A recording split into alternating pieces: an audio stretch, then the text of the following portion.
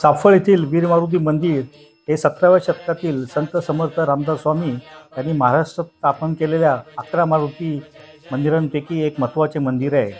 हे मंदिर साताऱ्याजवळील चाफळ गावात श्रीराम मंदिराच्या मागील बाजूस आहे. या मारुतीला भीम मारुती किंवा प्रताप मारुती या नावाने ओळखले जाते. समर्थ रामदास स्वामी या मूर्तीची स्थापना शके 1570 म्हणजे इसवी सन 1649 मध्ये स्थापन केली.